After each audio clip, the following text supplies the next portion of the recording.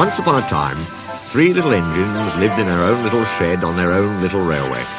Duke was brown, Falcon blue, and Stuart green. Duke was the oldest. He had been the first engine on the line, and named after the Duke of Sodor. He was proud of this, and wanted everything just so. Whenever the others did anything they shouldn't, he would say, "That would never suit his grace." Other engines came and went, but Duke outlasted them all. Stuart and Falcon used to call him Grandpuff. Duke was fond of them and tried to keep them in order.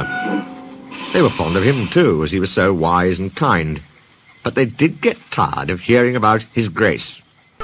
Sometimes they would wink at each other and chant solemnly, "Engines come and engines go, Grandpuff goes on forever." "You impertinent scallywags," Duke would say indignantly. "Whatever are young engines coming to nowadays?" "Never mind, Grandpuff, we're only young once." "Well, you'd better mind, unless you want to end up like number 2. Oh, Grandpuff, whatever happened?" "Number 2, said Duke, was American, and very cocky. He rode roughly and often came off the rails. I warned him to be careful. 'Listen, bud,' he drawled. 'In the States we don't care a dime for a few spills.' 'We do here,' I said. But he just laughed. But he didn't laugh when the manager took away his wheels and said he was going to make him useful at last." "Why? What did he do?" "He turned him into a pumping engine, that's what. He's still there, behind our shed." Stuart and Falcon were unusually good for several days.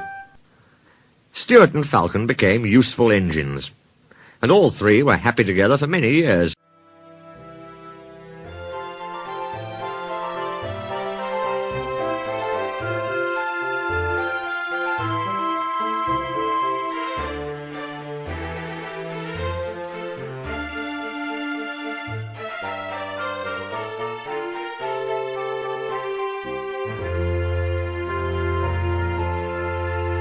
But hard times came, the mines closed one by one, and the engines had little to do.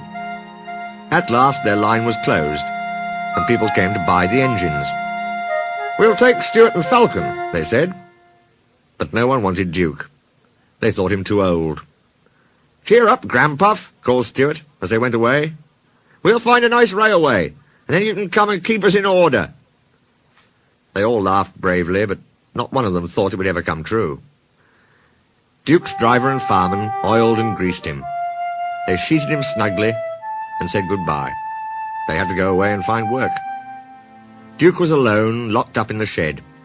"Where's his grace?" he wondered. "It's not like him to forget me."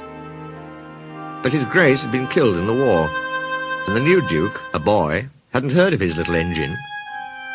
"Oh well," said Duke to himself, "I'll go to sleep.